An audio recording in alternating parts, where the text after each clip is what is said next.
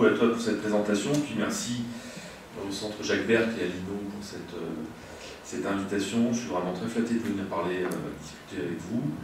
Et puis je suis aussi très heureux de pouvoir parler en français. Oui, donc c'est une annonce, je vais parler en français.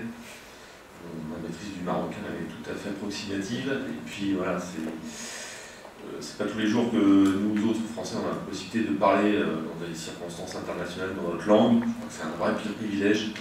Donc je goûte vraiment. Donc merci à vous de me laisser parler en français.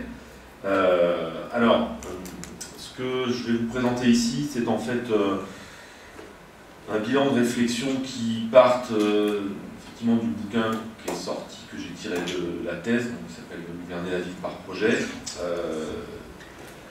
qui est tiré d'une thèse qui est vieille maintenant, qui a bientôt 20 ans, qui a été soutenue en 2002, dont j'ai tiré un livre en 2009. Donc ça, c'est le premier bout du processus, et la fin du processus, c'est là, je viens de remettre un manuscrit sur la ville néolibérale aux presses universitaires de France, dans la collection La ville en débat, et ça a été pour moi aussi une manière de reconnecter tout ce que j'avais fait sur les travaux que j'avais fait sur les projets urbains avec ce débat sur le néolibéralisme. Alors pourquoi je dis ça? Parce qu'en gros, quand je soutiens ma thèse en 2002, les géographes marxistes radicaux qui portent la thèse de la néolibéralisation des villes sont déjà, travaillent déjà, bon, David Harvey travaille depuis très longtemps, mais Neil Brenner est déjà là, Jamie Peck est déjà là, mais ils n'ont pas encore forcément systématisé leur réflexion sur les transformations urbaines, transformation des villes et de la gouvernance urbaine, avec le terme, avec la notion de néolibéralisme. Ça ne viendra qu'après, ça ne viendra qu'en 2002 avec la parution de Spaces of Neoliberalism, et après ça va se déployer, et dans les 10 ans qui vont suivre la parution du bouquin de Brenner et Théodore, voilà, la lecture de la ville et de ses transformations des politiques urbaines au prisme du néolibéralisme va devenir rapidement très hégémonique dans les études urbaines internationales. Et en fait, moi, à ce moment-là, je me rends compte que, d'une certaine manière, c'est avec ces approches-là que je me débat depuis le début. Alors que quand je dis je me débat, c'est-à-dire que je ne dis pas je me bats. Parce qu'au départ, je suis très séduit par ces thèses qui donnent à voir, qui expliquent les transformations urbaines à travers une variable dominante qui est le passage au néolibéralisme.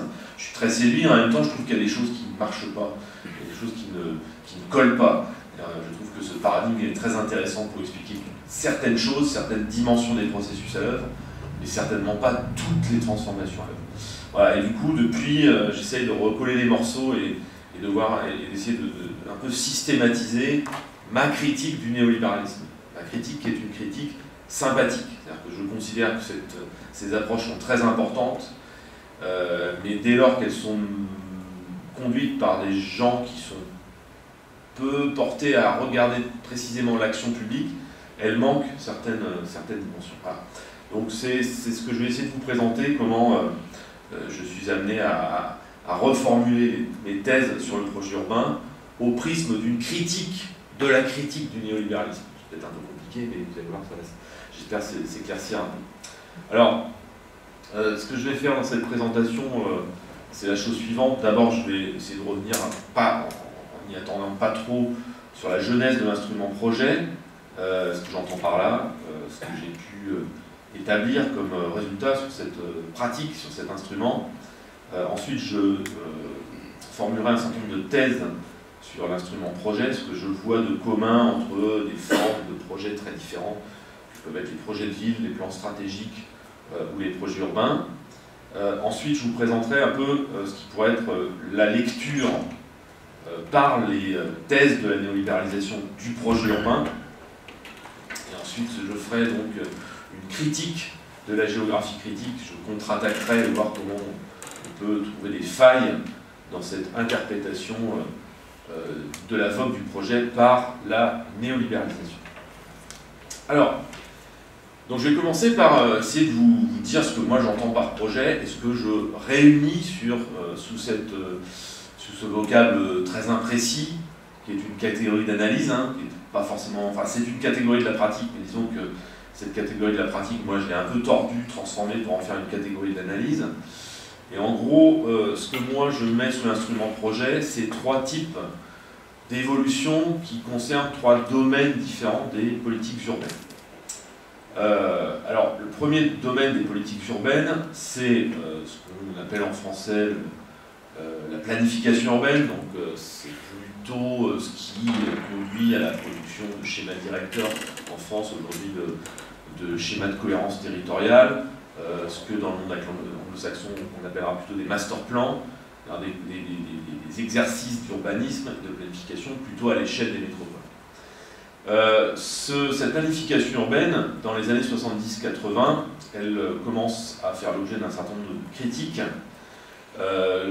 Critiques parce que, en gros, cette forme d'action sur la ville est très marquée par l'époque qui a vu naître. C'est une époque qui est marquée par un certain nombre de certitudes dans la capacité de la science, notamment de la science urbaine, à pouvoir à la fois prévoir l'avenir des villes et encadrer par des plans et par des dispositifs réglementaires l'avenir des villes. Et puis on se rend compte que souvent, dans les années 70-80, quand arrive la crise, que ces plans prévoyaient des prévisions complètement farfelues. Ces plans nécessitaient pour leur élaboration des processus d'élaboration extrêmement longs. Ces plans, ces schémas directeurs étaient des instruments extrêmement lourds à manipuler, très peu sensibles au retournement de conjoncture, très peu sensibles à l'évolution des contextes. Et donc émergent des réflexions sur l'idée qu'il faut faire évoluer cette planification territoriale, notamment pour la rendre un peu plus stratégique. C'est-à-dire que plutôt que de s'occuper d'absolument tous les espaces à l'intérieur d'une agglomération, de plutôt désigner des espaces à enjeu, des espaces sur lesquels il y a des transformations à l'œuvre, que la puissance publique veut absolument contrôler, en tout cas encadrer. C'est aussi l'idée qu'il faut organiser des itérations un peu plus rapides, un peu plus fréquentes, entre des horizons d'attente très lointains, une planification à 20-30 ans, et puis un temps réel de la planification de la construction de la ville qui se joue à l'échelle des mois plutôt qu'à l'échelle des années. Et puis, la critique qui est faite aussi de la planification urbaine traditionnelle, la planification territoriale, c'est qu'elle prévoit l'aménagement de l'espace, mais elle ne prévoit pas d'orientation stratégique en termes de développement économique, de positionnement d'un territoire sur le marché des territoires. Donc, dès lors qu'à partir des années 80, on rentre dans un contexte en Europe qui est de plus en plus marqué par la compétition entre nos territoires, on se dit que il serait donc les schémas directeurs, les plans d'urbanisme deviennent aussi des outils qui permettent d'affirmer une identité urbaine, d'affirmer une intention, d'affirmer un positionnement stratégique, d'identifier des forces et des faiblesses des territoires et d'identifier aussi des menaces et des opportunités dans l'environnement et en tout cas d'affirmer une volonté globale. Voilà. D'où, par exemple, le premier plan stratégique de Barcelone, d'où la révision du schéma directeur dans les années 80 à Lyon, qui débouche sur un plan beaucoup moins précis sur des parties d'aménagement, mais beaucoup plus évocateur, beaucoup plus communicable sur des intentions générales. Donc ça, c'est un premier domaine où voilà, on glisse progressivement d'une approche par le plan, par la planification, à une approche par la planification stratégique, par les projets de ville, par les projets d'agglomération. Le deuxième domaine où ce vocable de projet intervient, c'est le domaine de l'urbanisme. Alors en anglais, on désignerait par l'urban design. Là, on s'intéresse moins à l'échelle des agglomérations, des municipalités. On s'intéresse davantage à l'échelle de l'opération d'urbanisme un peu plus circonscrite. Donc ce que les Anglais appellent l'urban design. Alors là, c'est un petit peu différent, mais on verra qu'on a des points communs. Là, le glissement du plan au projet procède plutôt d'une critique de l'urbanisme fonctionnaliste. Cet urbanisme fonctionnaliste est critiqué parce qu'en gros, il ne s'intéresse pas aux qualités paysagères, patrimoniales, culturelles de la ville, il ne s'intéresse pas à l'espace public, il ne s'intéresse pas à l'articulation entre différents domaines de l'action publique, l'articulation entre l'action sur les espaces verts, l'action sur la voirie, l'action sur le logement et l'action sur l'espace public. Donc il y a toute une critique de l'urbanisme fonctionnaliste qui émerge. Cet urbanisme fonctionnaliste fonctionne par plan masse, par zonage, et il a fait la part belle quand même largement aux ingénieurs et aux juristes. Et la vogue ici du projet urbain, elle est plutôt portée par des architectes et des paysagistes qui disent on ne peut plus faire la ville, on ne peut plus envisager le futur de la ville uniquement avec des plans masse et des règlements d'occupation des sols. Il faut inventer de nouvelles manières de figurer le futur de la ville, des manières de figurer le futur de la ville qui fassent un peu plus de place à la qualité de l'espace public, à la qualité de l'architecture, et qui ne se contentent pas uniquement de définir des nombres de mètres carrés à urbaniser. Et très clairement, dans ce glissement du plan d'urbanisme au projet urbain, on voit très clairement se réaffirmer les savoir-faire des architectes. Troisième domaine dans lequel la notion de projet fait son apparition, c'est, disons, les politiques sociales territorialisées, les politiques sociales urbaines. En France, on appelle la politique de la ville, et ce que dans la littérature internationale, on appelle les Area-Based Urban Policies, en gros des politiques urbaines s'attachant à résoudre les problèmes de quartiers particuliers, notamment souvent les quartiers d'habitat social, les quartiers populaires. Alors, ici, la notion de projet urbain va émerger notamment très fortement dans ces pratiques ciblant des quartiers prioritaires, en disant, voilà, dans ces quartiers, on a beaucoup fait d'actions très sectorielles, on s'est attaqué à des questions de logement, on s'est attaqué éventuellement à des questions d'aménagement de l'espace, et grosso modo, on n'a pas su articuler les différentes interventions sectorielles sur ces quartiers. Ce qu'on n'a pas su faire aussi, c'est qu'on a privilégié des modes d'action extrêmement technocratiques, faisant assez peu de cas des sociétés locales, des habitants, de leurs ressources. Ce par quoi aussi pêchaient les politiques sur ces quartiers, c'est qu'on a appliqué des approches standardisées sur la production de logements, sur le développement des équipements, etc. L'idée qui naît dans ces politiques sociales territorialisées, c'est qu'il faut partir de la réalité toujours spécifique d'un quartier, de faire un diagnostic très précis de ses problèmes, de ses ressources, d'impliquer la société civile dans le développement d'une action publique, de dépasser les frontières intersectorielles entre les différentes administrations, et ça va être exemplifié dans les contrats de ville en France, les contratti di quartiere, dans le contrat de quartier en Italie, toutes les politiques de régénération en Grande-Bretagne ou aux Pays-Bas, avec toujours cette idée qu'il faut avoir une approche sur mesure, mobilisant les ressources locales et notamment les ressources des habitants. Et tout ça étant, encore une fois, incarné par cette notion de projet qui implique voilà, la mobilisation de ressources propres au territoire, qui implique aussi l'idée d'une approche très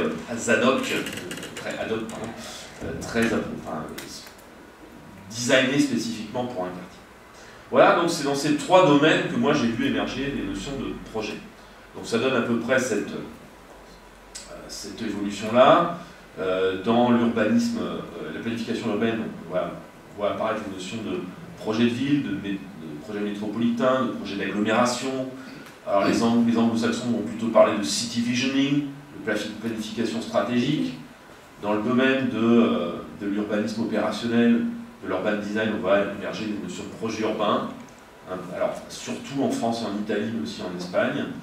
Et puis dans les politiques sociales territorialisées, on voit émerger cette notion de projet, d'action par projet, que va notamment théoriser quelqu'un comme Jacques Monzlow en France. Voilà. Alors, dans un premier temps, moi, quand j'essaie de travailler là-dessus, je ne trouve pas grand-chose. Alors, les architectes ont beaucoup travaillé sur la notion de projet, mais rarement en dépassant le nom strict du projet architectural. Mais on trouve quand même un certain nombre de travaux, alors notamment chez l'anthropologue Jean-Pierre Boutinet, qui écrit à la fin des années 90 un bouquin qui s'appelle Anthropologie du projet. Et puis, au début des années 2000, Luc Boltanski et F. Capello sortent le nouvel esprit du capitalisme, dans lequel il y a tout un chapitre consacré à la cité par projet, un nouveau registre de justification de l'action qui passe notamment par la mise en scène d'un acteur entreprenant, responsabilisé, qui prend en main sa situation. Et ça, ce dont on parle pour l'acteur, on peut l'appliquer pour un territoire, pour un quartier ou pour la ville. De plus en plus, il y a cette idée que les territoires, les quartiers, les individus ne peuvent pas s'en sortir sans se prendre en main, sans mobiliser leurs propres ressources. Voilà, il faut passer d'une logique d'allocation à une logique de mobilisation, pour le dire brutalement. Alors, moi, quand j'ai travaillé là-dessus, à la fois dans mon doctorat et mon postdoc, je vais m'intéresser à différentes villes, et à différents projets, et à différents types de projets. Alors, je me suis intéressé notamment à Euroméditerranée à Marseille, au tout début de l'opération. Donc là, vous avez une photo du périmètre avant son réaménagement, donc au sud du Vieux-Port. Non, au nord du Vieux-Port, pardon. Et aujourd'hui, sur cette parcelle, enfin sur ce territoire, vous avez vu émerger le Mucem, la tour de Zaha Hadid et puis plus récemment la tour de Jean Nouvel. Je vais m'intéresser aussi au projet de l'île de Nantes, alors qui est un projet qui fait un peu référence aujourd'hui dans l'urbanisme, notamment parce qu'il a amené l'architecte paysagiste Alexandre Chemetov à développer l'approche du plan guide en projet. Je me suis intéressé aussi en Italie à un projet de reconversion d'un grand complexe industriel ou portuaire qui s'appelle Porto Marghera. Je me suis intéressé à Turin, à un exercice de planification stratégique et de prospective qui s'appelle Torino Internazionale. Et puis dans mon postdoc, je me suis intéressé, dans mon postdoc, je me suis aussi intéressé à toute la série de grands projets de régénération urbaine accompagnés de candidatures à des grands événements à Manchester, avec la candidature d'abord aux Jeux Olympiques, puis la candidature à l'organisation des Jeux du Commonwealth. L'idée à chaque fois, c'était d'observer à la fois des grands moments de mobilisation civique où la ville essayait de devenir acteur, comme tu l'as dit, Aziz, et bien en même temps l'articulation de ces grands moments de mobilisation, de brainstorming urbain, de réflexion stratégique collective, avec des projets plus concrets. Voilà, donc une série quand même assez disparate de projets dans lesquels je vais essayer de trouver des points communs. Bon, alors ça pourrait toujours été très facile, mais disons que je vais essayer quand même de le faire en me disant qu'il y avait sans doute un lien logique, des points communs ontologiques, si vous me passez l'expression un peu pédante, entre tous ces projets. J'ai fait le pari que derrière il y avait toujours la même... Enfin, il y avait des points communs en termes de conception de la ville, des politiques urbaines, conception des process qui permettent de fabriquer la ville et de la gouverner. Voilà. Alors, j'en ai tiré, mais ça en fait c'est plutôt quelque chose qui est venu après la thèse et après la publication du bouquin. J'en ai tiré des contours de l'instrument projet, en réfléchissant, c'est pas très bien comme appellation, comme nom de partie, plutôt des invariants de l'instrument projet. Alors, ces instruments, je vais vous les présenter. Alors, d'abord, dans la démarche de projet, il y a toujours cette idée que l'action publique urbaine ne peut plus se contenter de formes d'action publique extrêmement standardisées, fits for all, qui, en gros, iraient à toutes les situations, et qu'il faut absolument aller vers des formes de planification, d'urbanisme qui fassent quand même une part à des caractéristiques propre à une société urbaine, à une structure urbaine, à un paysage urbain. D'où l'idée quand même que l'urbanisme et la planification doivent absolument dépasser les visions génériques et standardisées de l'action et aller vers l'identification, la mobilisation de ressources qui implique quand même tout un travail de diagnostic, d'études, hein, avec cette idée que en gros la fonction d'étude, d'observatoire, d'identification des ressources et des contraintes, de l'évolution des environnements, doit devenir une partie intégrante du processus du projet. Et qu'à la limite, elle ne doit plus être cantonnée aux études préopérationnelles. L'activité de monitoring de ce qui se passe dans la ville doit devenir quasiment une activité constante. Il faut que les villes soient constamment dans des processus d'observation d'elles-mêmes, de diagnostic d'elles-mêmes. Autre idée aussi pour dépasser la vision englobante, comprehensive, comme disent les Britanniques, de l'urbanisme, c'est cette idée que l'urbanisme doit peut-être revoir ses ambitions à contrôler tout ce qui se passe dans toutes les parties du territoire et peut-être se centrer sur des zones stratégiques, des zones à enjeu, des hotspots, comme on le dit certains. Voilà, donc on voit un peu cette idée qu'il faut passer d'approches génériques standardisées à des approches ad hoc ciblées. Premier élément commun à toutes les approches de projet.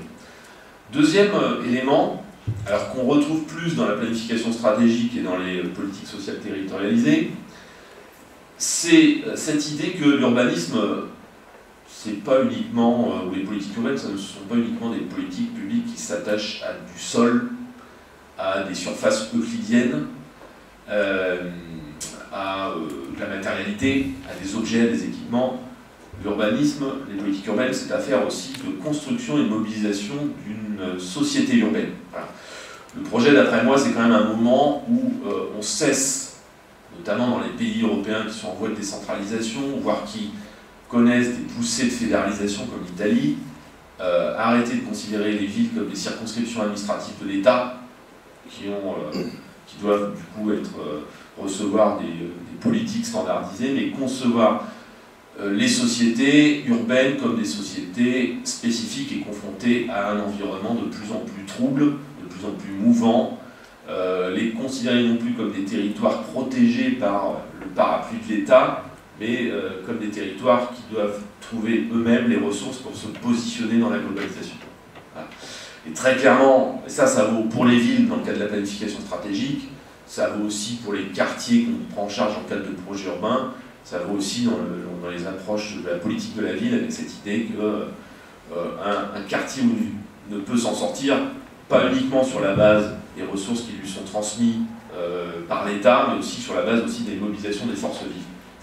Voilà. Alors, ça c'est très ambigu, parce que justement les théoriciens du néolibéralisme vont vous dire, mais voilà, cette nouvelle novlangue sur l'impératif de constituer les quartiers et les villes en société face à un environnement globalisé mouvant, cette idée de voir les quartiers comme pouvant s'en sortir en mobilisant leurs propres ressources, c'est le cache-sexe de l'abandon de toute forme de solidarité territoriale.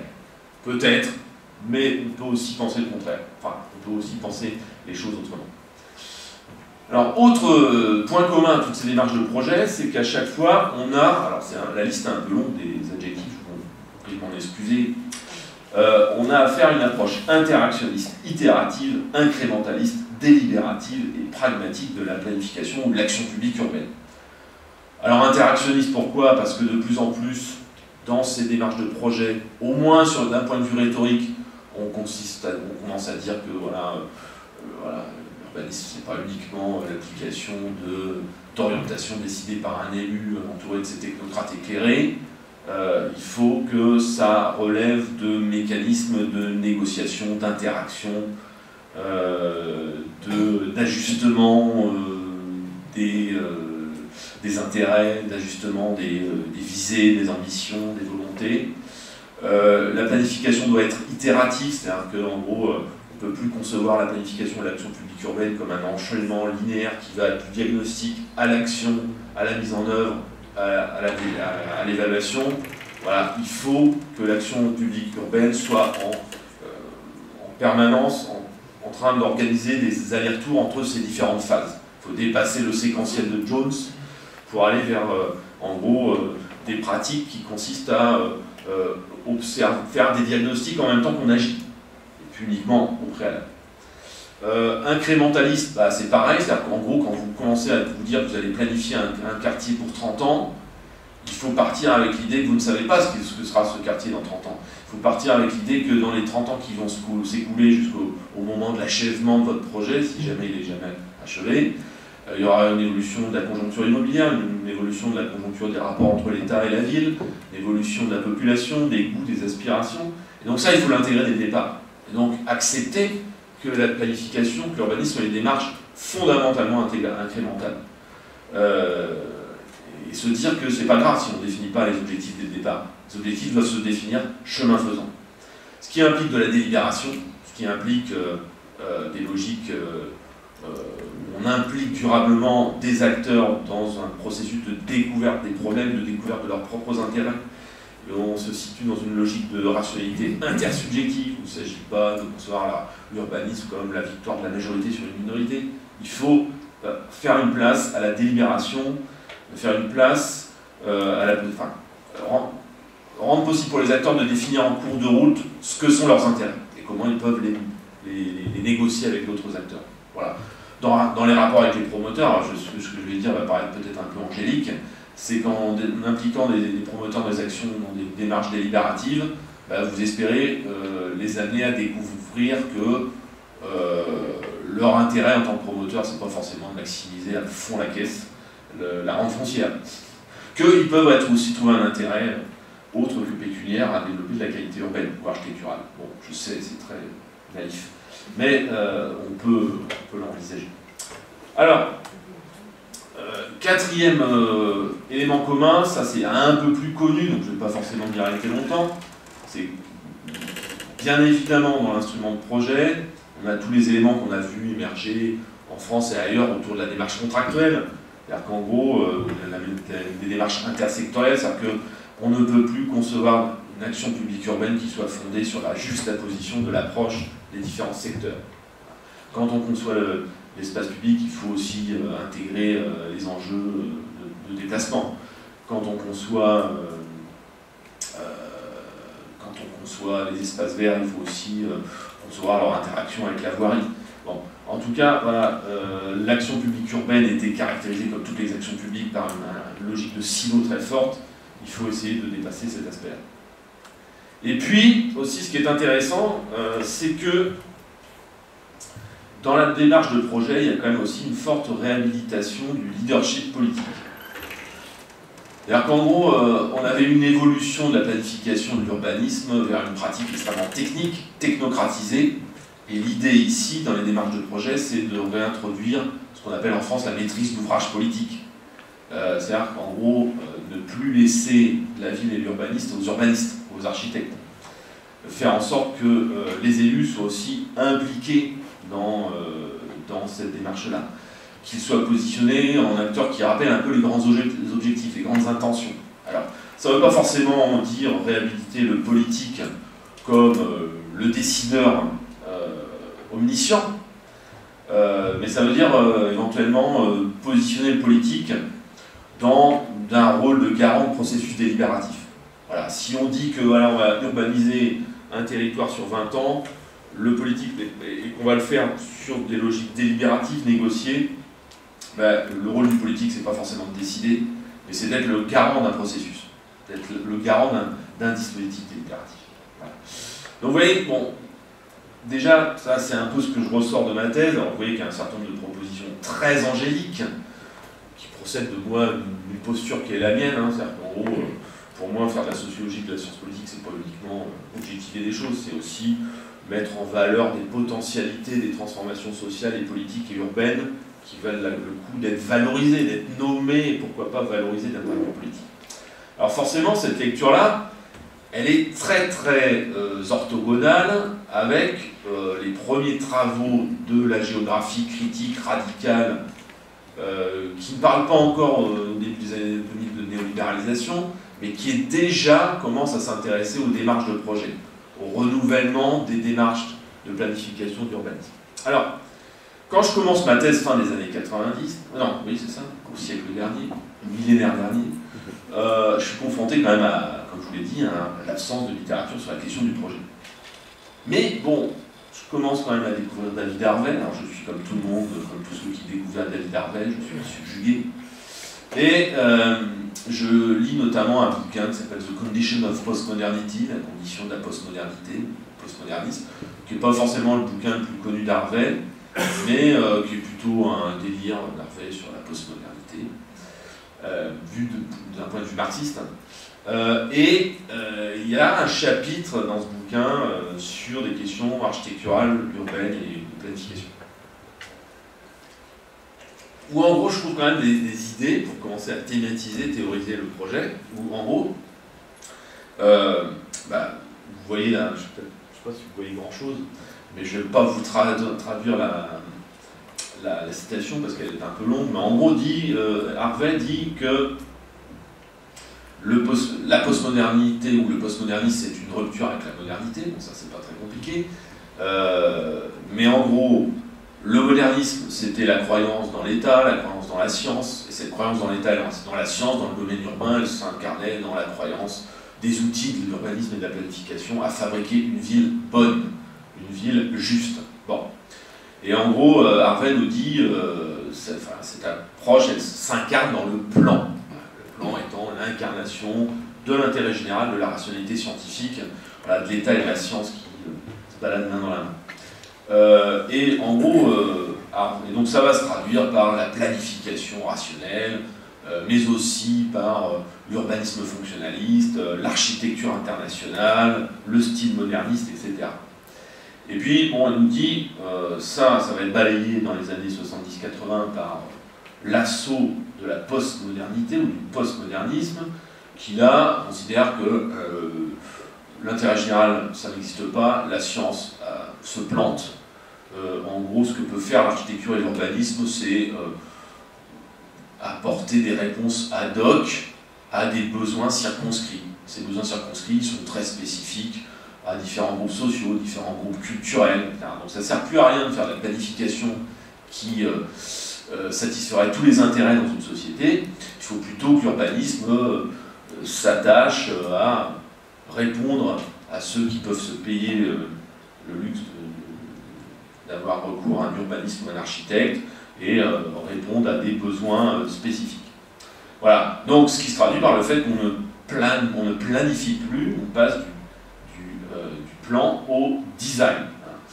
Urban design and not that postmodernist design rather than plan. Donc, le design, c'est le projet en fait. Et donc il nous dit les postmodernes projettent plutôt qu'ils ne planifient.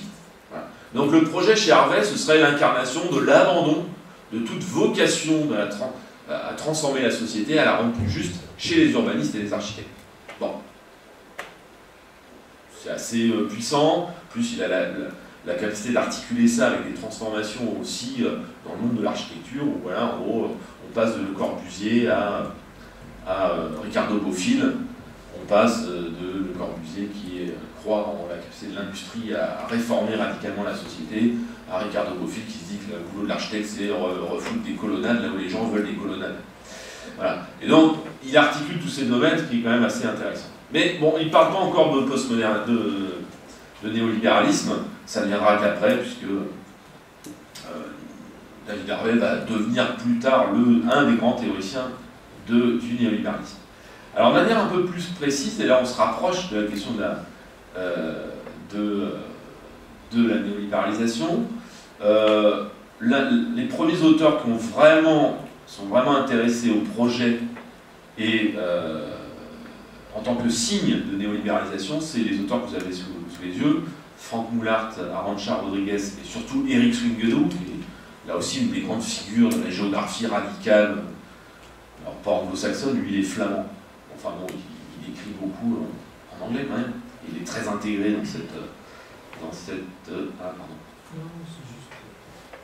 dans cette école, et donc en 2002, il publie un bouquin, une série d'articles sur l'urbanisation néolibérale en Europe, et pour eux, ce qu'ils appellent les large UDPs, alors UDP c'est Urban Development Projects, donc les grands projets de développement urbain, donc les grands projets, les grandes opérations type Docklands, type Lyon Confluence, etc., c'est l'incarnation de la conversion néolibérale des politiques urbaines. Alors, ils disent que ces projets sont l'expression matérielle d'une logique de développement qui voit dans les méga-projets et dans le marketing urbain des moyens de générer de la croissance et de se positionner dans la compétition territoriale pour attirer les capitaux. Voilà. Donc là c'est clair, la dimension processuelle, l'idée que les projets ce sont des instruments d'action publique nouveaux comportant une part d'innovation, eux ils s'en foutent. Ce qu'ils voient, excusez-moi pour la caméra, j'ai des gros mots, j'ai oublié que j'étais filmé, c'est pas ce qui les intéresse. Ce qui les intéresse, c'est de voir qu'il y a une relance des grands projets de régénération urbaine, et que ces grands projets de régénération urbaine, qui avaient connu quand même une pause dans les années 70-80, sont le témoignage de cette conversion des gouvernements urbains à l'objectif primordial non plus de fournir des services à la population, mais tout simplement d'attirer les capitaux internationaux dans une logique dans un contexte de compétition territoriale. Donc voilà, ça commence à poindre, début des années 2000, cette notion de néolibéralisme. Bon. Alors, ça vaut peut-être le coup, peut-être que vous avez déjà fait ça 12 000 fois dans ce séminaire sur le néolibéralisme, enfin faire un peu un point sur c'est quoi le néolibéralisme, ça peut être utile. Alors, attendez, j'ai sauté une page. Donc, ce qui est intéressant dans ces travaux, c'est qu'ils mobilisent surtout des géographes qui ont un passé de géographe économique souvent. Et ces géographes, souvent, quand ils ont observé les transformations des politiques urbaines, les transformations du rôle des territoires et des villes dans le capitalisme international, au départ, ils ont plutôt tendance à interpréter ça comme le produit de la transition du Fordisme au post-Fordisme. Voilà, grosso modo, le Fordisme donnait la part belle au rôle de l'État dans la structuration d'un appareil industriel à l'échelle nationale, avec une relative fermeture des frontières nationales et des logiques de redistribution pour impliquer le travail dans la redistribution des bienfaits de la croissance. Le post-Fordisme, c'est voilà, le dépassement des modes d'organisation de la production Fordiste fondés sur la standardisation de la production en masse.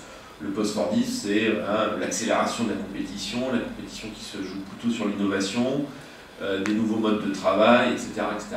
Et dans ces nouveaux modes de travail, l'échelle urbaine, l'échelle territoriale est beaucoup plus importante que l'échelle nationale. En gros, c'est la revanche des districts industriels italiens, des tissus de PME, des régions qui ont été industrialisées relativement tardivement, comme la troisième Italie, la Flandre, la Vendée, contre les grandes régions d'industrie fordiste.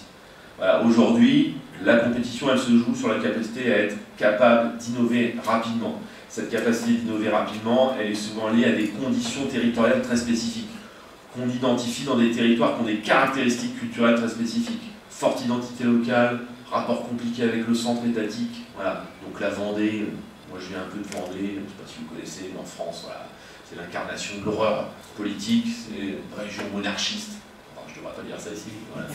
La région qui a résisté, s'il en est, à la Révolution, qui est resté fidèle au roi, etc. Et donc qui a été l'objet d'une espèce de proscription culturelle et politique. À la Vendée, en plus, territoire rural, personne ne regardait. La Vendée, aujourd'hui, est une zone de plein emploi. Elle n'a jamais connu de véritable politique de développement économique orchestrée par l'État, mais vous avez une société locale qui s'est organisée, qui a développé ses propres ferments de développement économique sur la base de PME, donc un peu comme en Italie. Bref, donc ils ont plutôt tendance à dire, bah, si les territoires et les villes apparaissent aujourd'hui au premier plan dans les logiques de développement économique, on le doit plutôt à cette transition du Fordisme au post-Fordisme. Et puis, ils se disent, mais c'est pas forcément très satisfaisant cette explication, peut-être que derrière il y a autre chose. Il faut qu'on identifie l'agence politique, enfin, les acteurs, les mobilisations politiques, les entreprises politiques qui ont amené cette transition. Et petit progressivement, donc, ils commencent à dire que finalement l'explication, c'est pas uniquement le Fordisme, c'est le passage au néolibéralisme. Voilà. Alors, néolibéralisme, c'est quoi? En gros, c'est un État fort, voire autoritaire, au service de la généralisation des mécanismes de marché et de l'éthos de la compétition, de la responsabilité individuelle dans tous les domaines des activités sociales. Il faut toujours distinguer libéralisme et néolibéralisme, parce que souvent on a un peu une confusion, notamment en France, dans le débat politique. Le libéralisme et le néolibéralisme, c'est pas la même chose. Le libéralisme était plutôt était autant intéressé à la liberté économique qu'aux libertés politiques. Le libéralisme était autant soucieux de la protection des droits individuels. Le néolibéralisme se soucie surtout de la protection des droits de la propriété. Le néolibéralisme ne se soucie pas trop de l'émergence de grands capitaux. Non, monopoles. Non, ça ne me dérange pas tellement. En gros, le néolibéralisme, c'est quand même la conversion autoritaire accompagné de discours moralistes très forts, des populations à une ethos, à une discipline, à une hygiène de la compétition. Ce qui explique pourquoi le néolibéralisme peut très bien s'épanouir dans des régimes très totalitaires, enfin autoritaires, disons, comme le Chili de Pinochet, comme le Chili de Piñera aujourd'hui, comme la Chine de Deng Xiaoping. C'est-à-dire que voilà, promotion de la liberté d'entreprendre peut s'épanouir dans des régimes autoritaires, voire totalitaires, parce que ce qui prime avant tout, c'est l'enrichissement, et l'enrichissement de certains. David Harvey, j'aime bien cette expression, pour lui le néolibéralisme c'est l'accumulation par la dépossession. L'État orchestre la dépossession notamment de la classe ouvrière au profit, enfin des classes laborieuses, au profit d'oligarchie économique. C'est ça le néolibéralisme. Sans remise en cause fondamentale, au moins sur le principe de la démocratie libérale. Bon. Alors, on va se dire, ouais, d'accord, mais quel rapport avec les politiques urbaines? En fait, les politiques urbaines, c'est vrai qu'elles ont été touchées de plein de manières par la néolibéralisation. Alors d'abord, elles ont été touchées dans un premier temps par des réformes néolibérales menées à l'échelle des États, par les États, et qui ont conduit à la dérégulation des marchés, à la privatisation, à l'ouverture des frontières, au développement du libre-échange. Et tout ça, bien sûr, a impacté les villes, parce que d'abord, certaines ont rudement vécu la désindustrialisation, certaines ont profité d'une spécialisation des économies du Nord sur les activités amont et aval du processus manufacturier. Donc, quand certaines se désindustrialisaient, certaines se spécialisaient dans les activités tertiaires, de finance, de banque, de design, de publicité, de commercialisation, etc. Et puis, on le verra un peu plus tard, mais ce qui a impacté aussi les villes dans la néolibéralisation, c'est que la néolibéralisation a débarrassé les villes des industries. Et donc, du coup, le patrimoine urbain et les environnements urbains ont pu être livrés à la spéculation immobilière pour développer la résidence. Les villes ont été aussi touchées, alors notamment, c'est le cas typique de l'Angleterre, par des politiques néolibérales, menées notamment sur Margaret Thatcher, qui ont impacté directement sur les ressources que les villes avaient à leur disposition. C'est-à-dire que Margaret Thatcher, dans les années 80, se livre à une guerre absolument féroce contre les gouvernements locaux britanniques, qui sont tous, dans les grandes villes, tenus par les travaillistes, parce qu'en gros, les gouvernements locaux sont les fournisseurs, les producteurs essentiels du welfare, et donc il faut leur serrer le kiki si on veut réduire la voilure du welfare. Donc ça va être une réduction très drastique des transferts de l'État vers les collectivités, et rebelote avec David Cameron. J'étais récemment avec des étudiants à Bristol. Bristol, entre 2010 et 2019, a vu les transferts de l'État, qui était quand même la partie la plus importante des ressources de la municipalité, être réduit de 78%. Quand vous savez que les gouvernements locaux en Grande-Bretagne salarient les instituteurs, les éducateurs, les flics, enfin les policiers, ça fait beaucoup. Voilà, donc très directement, comme généralement quand les États ont la main sur le budget, la néolibéralisation se traduit par une pression fiscale, financière exercée par les États sur les villes. Et puis, espace urbain financiarisé. Alors ça, dans les théories de la néolibéralisation, il y a une petite coquetterie de langage qui est très intéressante. Il parle à la fois d'urbanisation, de néolibéralisation de l'urbanisme, de contraintes imposées aux villes pour qu'elles développent des politiques urbaines plus orientées vers la satisfaction des besoins du capital, des investisseurs, etc., plutôt que vers la satisfaction des besoins de la population. Et puis, il parle aussi d'urbanisation du néolibéralisme. Parce qu'en fait, la néolibéralisation, c'est aussi accompagné d'un phénomène qui a vu les intérêts financiers, les fonds de pension, les hedge funds, etc., s'intéresser de plus en plus au marché urbain, à l'investissement dans l'immobilier. Parce que tout simplement, ces marchés qui étaient... Henri Lefebvre, dans les années 60, disait ouais, bon, il y a des villes, il y a des pays comme l'Espagne ou la Grèce où l'immobilier c'est une partie importante du développement du capitalisme. Enfin, c'est une exception dans la plupart des villes, des pays, le capital il va vers l'industrie. Bon, de plus en plus, ce que Lefebvre présentait comme une exception devient une règle. C'est-à-dire qu'en gros, c'est de plus en plus les villes, l'immobilier qui génère des rendements les plus intéressants pour le capital. Voilà, d'où la transformation radicale de villes comme Lisbonne, qui ont été complètement captées par des grands fonds d'investissement.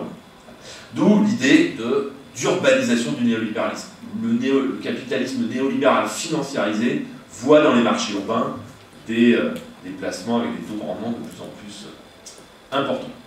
Alors, quelle néolibéralisation des politiques urbaines?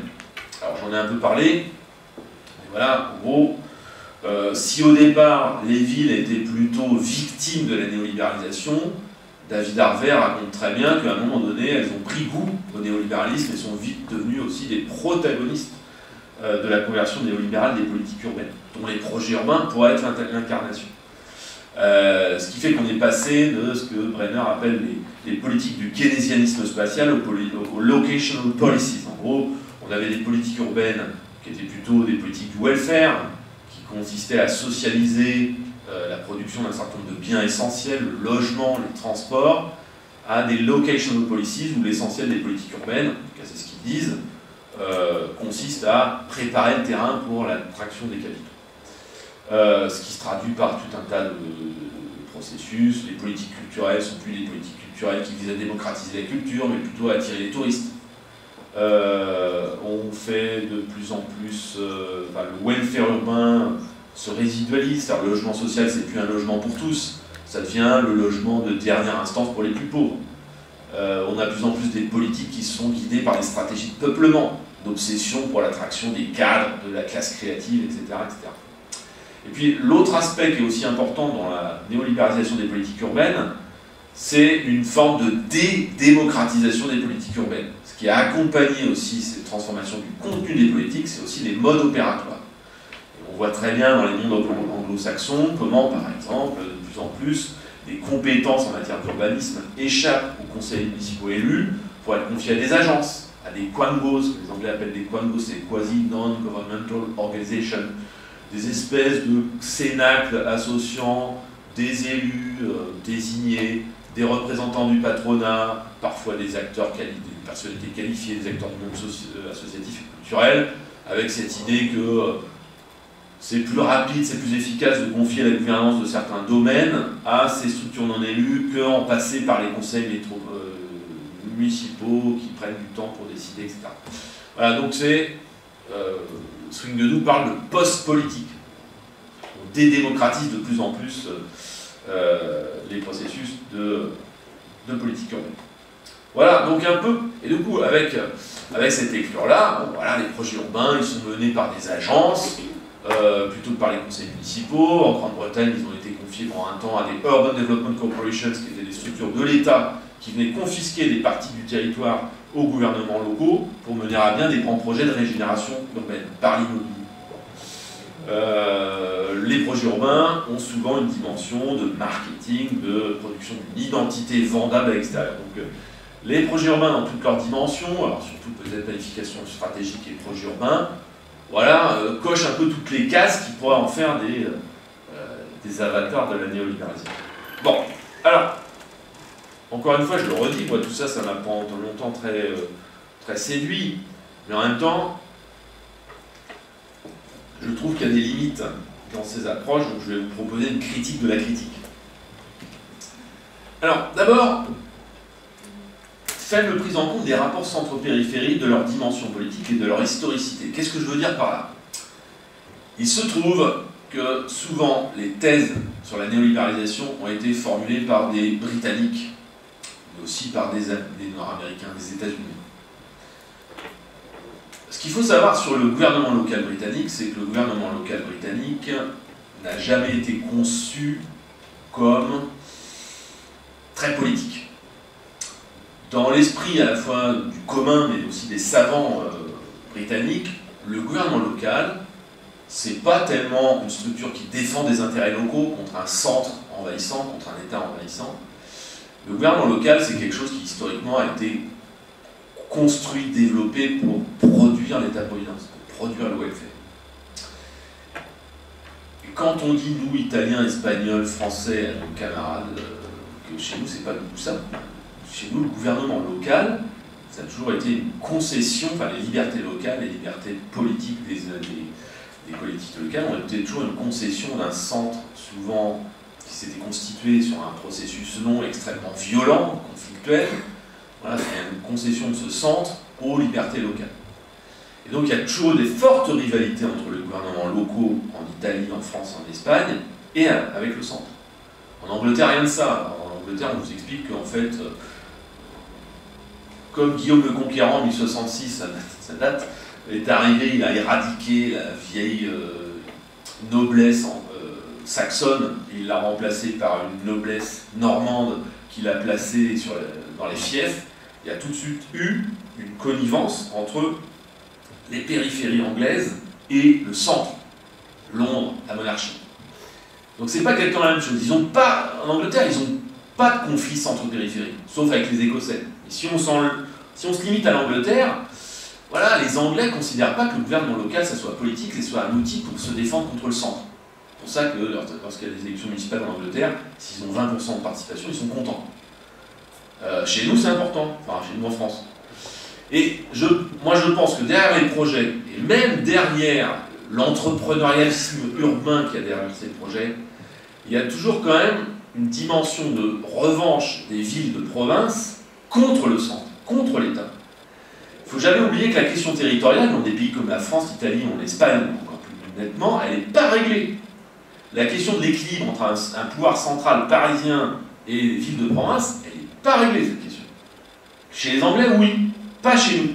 Et donc, cette espèce de mobilisation des villes pour avoir leurs projets, Marseille va avoir Euro-Méditerranée, Lyon va avoir Confluence, Nantes va avoir l'île de Nantes, Bordeaux à Atlantique. C'est certes une manière de se conformer à cette pression pour que les villes se conforment à des standards internationaux, c'est certes une forme de conversion à des logiques de compétition territoriale, mais il y a quand même aussi une dimension de sortir d'une forme de dépendance à l'égard du centre.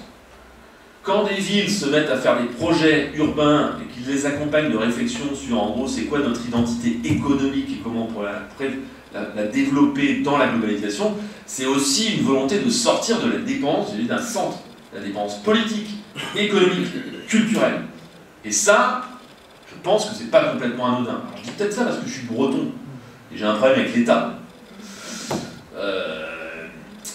Mais il y a quand même quelque chose de ça. Et ça, il le zappe complètement. On ne peut pas comprendre l'entrepreneurialisme barcelonais sans comprendre les difficultés que vous connaissez dans le rapport entre Madrid et la Catalogne. De la même manière, on ne peut pas comprendre le fort entrepreneurialisme montré par un Gérard Collomb, maire de Lyon, sans comprendre un rapport un peu conflictuel entre Lyon, qui serait toujours un peu rêvé, capitale des Gaules, et Paris. Donc ça, je pense que c'est quelque chose qui est complètement zappé, parce que les Anglais sont insensibles à ce genre de choses. Pour les Anglais, le gouvernement local, ça produit du welfare. Et si on touche le gouvernement local, c'est parce qu'on veut toucher au welfare.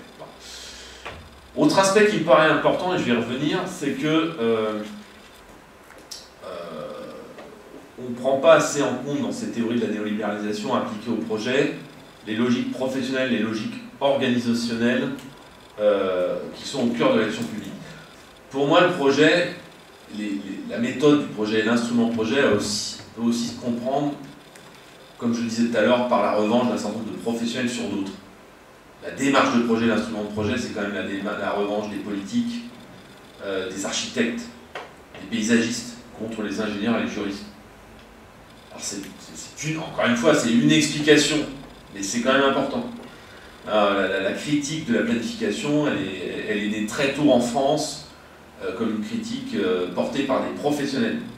Donc ça, je pense qu'on ne peut pas le zapper. Effectivement, derrière les projets, il y a certes ces grandes opérations de revitalisation urbaine, mais aussi il y a des critiques des modes de faire qui se sont installés pendant les 30 Glorieuses. Et puis, j'y reviendrai aussi, le projet procède aussi d'insatisfaction sur la manière d'organiser l'action publique. La démarche de projet, elle se construit contre des approches trop sectorielles, contre des approches trop descendantes, contre des approches trop technocratiques. Et ça, on ne peut pas comprendre la démarche de projet sans prendre en compte ça. Le projet, il se fonde aussi sur une critique, une vision de l'urbanisme qui serait uniquement produit par des mécanismes de régulation publique. Je vais y revenir tout à l'heure, mais c'est vrai que la démarche de projet réintroduit un peu de marché. Ok. Et on réintroduit un peu de marché parce qu'en France, l'urbanisme où il n'y avait que de l'État et que de la régulation publique, ça a donné des grands ensembles d'habitat social. Le plus grand échec urbanistique du XXe siècle. Mais j'y reviendrai. Donc ce que je vais vous proposer, j'ai plus que 5 slides. C'est ce que j'ai appelé un complément néo-institutionnaliste et néo-weberien aux critiques de l'économie politique. C'est un peu verbeux. Mais alors la critique de l'économie politique, l'économie politique, c'est ce qu'on peut trouver derrière les approches marxistes et critiques de la néolibéralisation. Mais moi, avec d'autres, avec Patrick Le Gallès, avec pas mal de gens qui en France travaillent sur ces questions-là, qui sont un peu mal à l'aise par rapport à ce que proposent les géographes critiques anglo-saxons, on apporte un complément néo-institutionnaliste qui consiste en gros à prendre un peu plus au sérieux les institutions, l'historicité des rapports entre les institutions, l'historicité des rapports notamment entre les niveaux de gouvernement, entre l'État et les villes. Et puis néo-weberien, parce que voilà, moi, à la suite de Patrick Le Gallès et d'Arnaldo Magnasco, je suis quand même convaincu que ce qui se joue aujourd'hui en Europe, cette espèce de retour des villes, c'est pas un hasard, c'est parce qu'il procède d'une histoire européenne où les villes ont toujours eu une importance un peu plus importante que dans d'autres continents, comme lieu de gouvernement. Voilà. D'où cette idée néo-weberienne que peut-être aujourd'hui, les villes ont profité d'une forme d'un passage à vide de l'État, d'un moment de faiblesse de l'État, pour revenir et être un peu plus présentes dans les logiques de gouvernement des sociétés. Ce que développe Patrick Le Gallès, c'est qu'en gros, on n'est pas passé du tout État au tout marché. Ce qui est en train de se jouer aussi dans les transformations globales qui agitent l'Europe, c'est une redistribution entre différentes échelles de l'autorité politique. Une redistribution entre les différentes échelles de la capacité à gouverner les sociétés. On avait l'habitude, en Europe, mais bon, je pense que c'est votre cas aussi, de voir des sociétés comme étant essentiellement gouvernées, cadrées, institutionnalisées par l'État, ses appareils techniques, scientifiques. Bon, aujourd'hui, ce qui se passe en Europe, c'est que cette autorité elle est en train de se redistribuer entre l'État qui reste, mais aussi l'Union européenne, des régions, des villes, le marché, la société civile. Bon, voilà, c'est un peu l'idée qu'on développe. Donc l'idée, c'est que le tournant néolibéral, on ne peut pas le nier, on ne peut pas nier l'impact qu'ont eu des entreprises néolibérales, Margaret Thatcher en Grande-Bretagne, Emmanuel Macron aujourd'hui en France. Oups, j'espère que ce sera coupé au montage. Mais c'est une explication parmi d'autres. En tout cas, si l'idée c'est de comprendre le projet, ça n'est pas une explication suffisante. En tout cas, ça suffit à elle. Donc je vais vous proposer 4 thèses. En les relisant, je me suis rendu compte que les 2 dernières étaient un peu redondantes. Voilà, première thèse, j'ai un peu avancé tout à l'heure. Les approches, c'est l'idée de prendre en compte quand même les logiques au sein des communautés professionnelles de l'urbanisme. Les approches de projet sont les résultats de débats anciens au sein des politiques et des communautés professionnelles de l'urbanisme. Ils sont le résultat aussi de l'échec des politiques antérieures. C'est quoi, quand je parle d'échec, c'est quoi? En gros, ça fait quand même depuis les années 60 en France qu'on critique l'approche de l'urbanisme fondée uniquement sur le droit du sol, sur l'urbanisme réglementaire, et qu'on entend réintroduire un peu plus de représentation graphique des espaces qu'on veut produire. Cette approche, elle a été portée par les architectes, les paysagistes aussi. Ça fait aussi longtemps en France qu'on dit que l'urbanisme réglementaire ne suffit pas. Faire de l'urbanisme, c'est pas uniquement définir des zonages et attendre que les choses se passent. Dès les années 60, on se dit qu'il faut que la puissance publique active ces processus de transformation. C'est ce qu'on va faire à travers l'invention des AC, de l'urbanisme opérationnel. Donc, cette idée qu'il faut être un peu plus stratège et proactif dans la production de la ville, du point de vue des autorités locales notamment, c'est un débat ancien. Donc, ça fait longtemps qu'on a ces débats sur les biais et les limites de l'urbanisme fonctionnaliste réglementaire.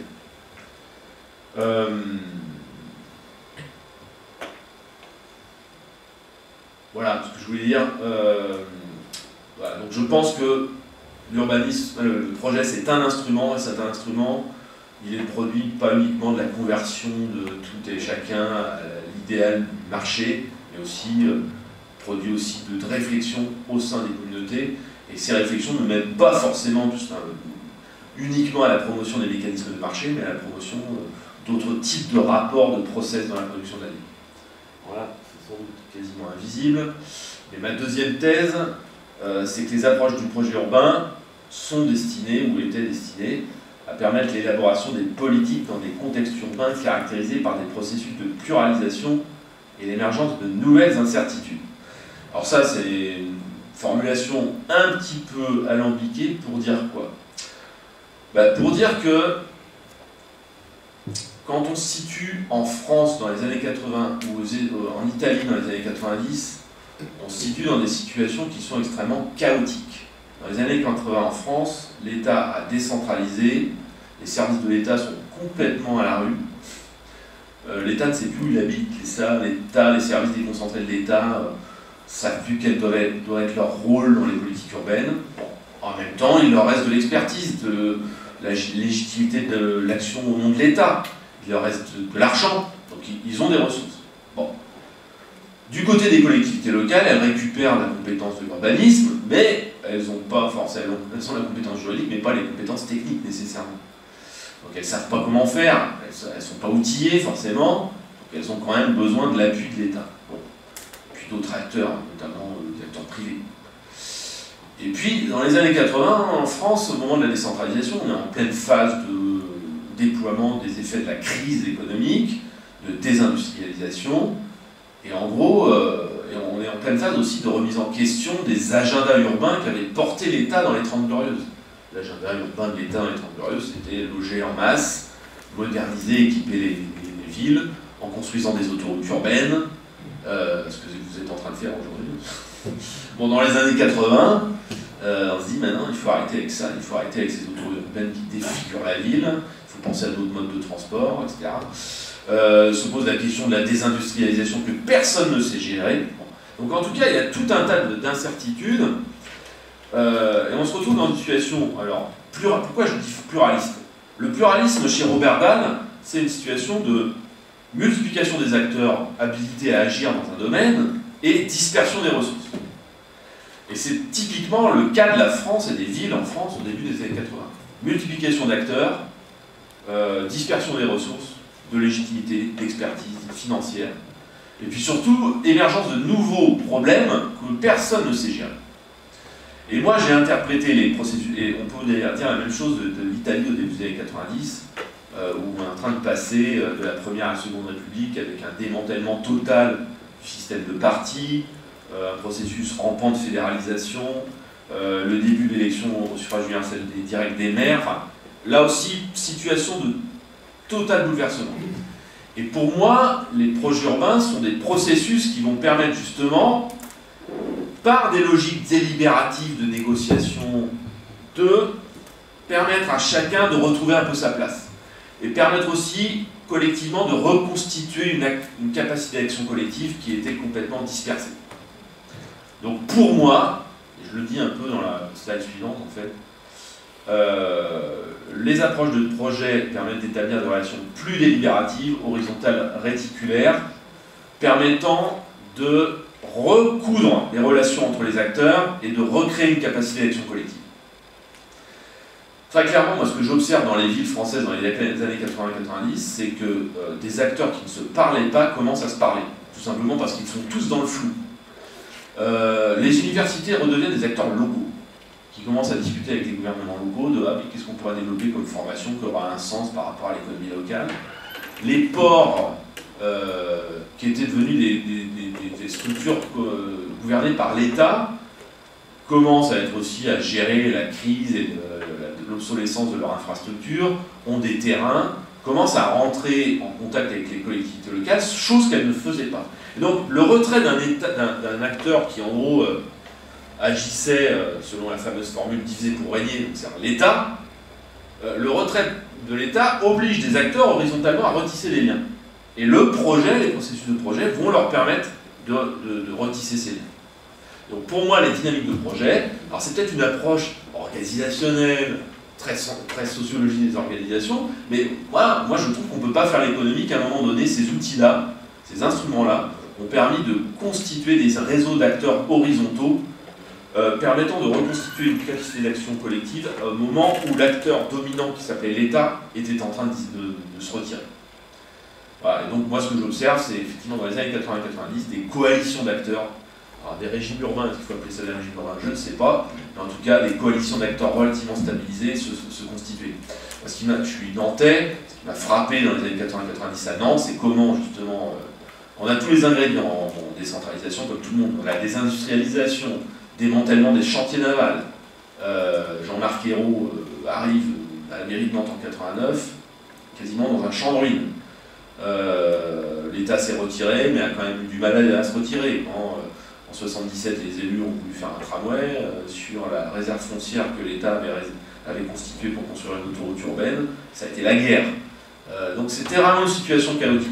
Et Jean-Marc Ayrault, autour du projet de l'île de Nantes et de politiques culturelles qui vont avoir comme lieu cette île de Nantes, va reconstituer ses réseaux, notamment avec les milieux culturels, le port, l'université. C'est très net. Thèse 4, les approches du projet ne se résument pas à la généralisation des logiques de marché dans l'urbanisme, elles réarticulent plutôt les régulations étatiques, marchandes et communautaires.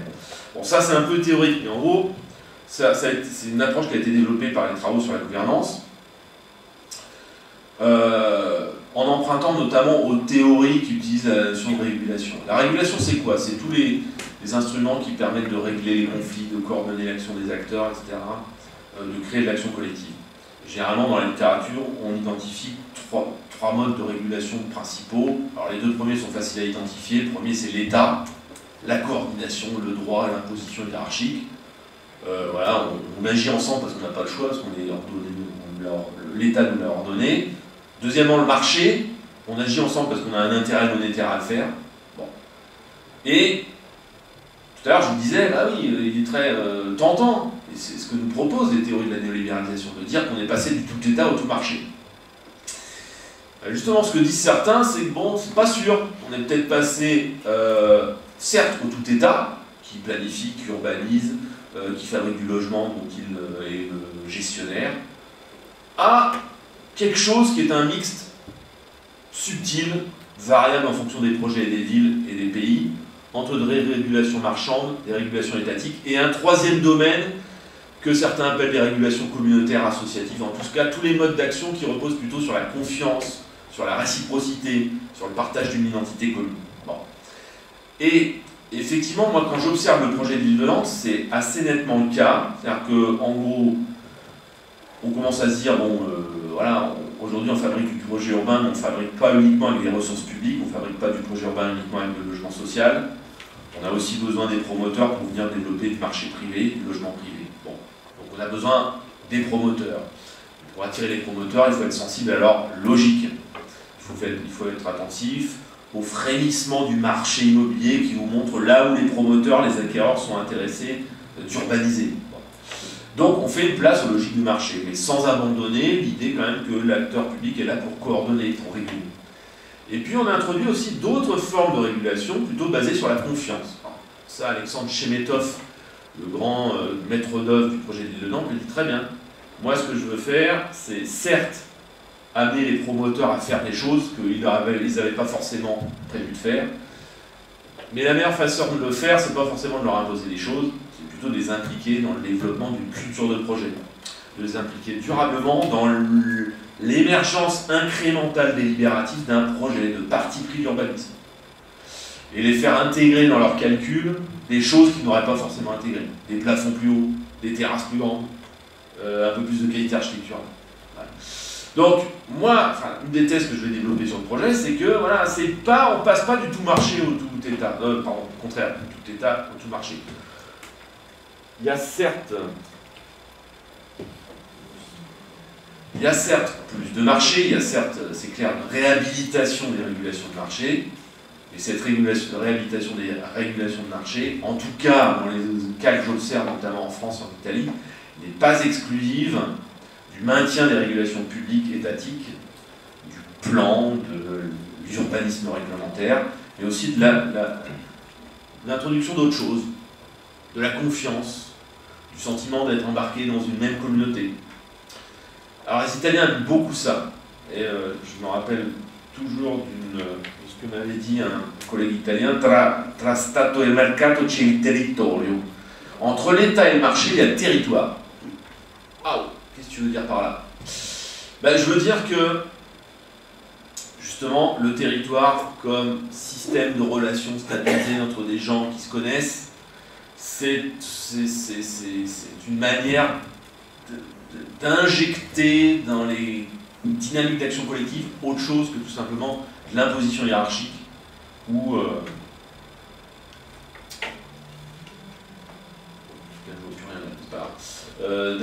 autre chose que tout simplement de l'intérêt ou de l'obligation.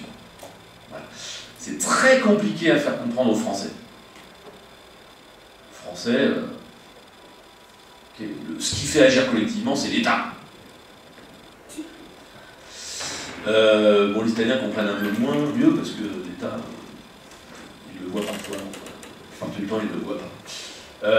Donc en France, voilà, les théories de la néolibéralisme sont assez populaires parce que justement, on a du mal à imaginer ce qu'il pourrait y avoir entre l'État et le marché.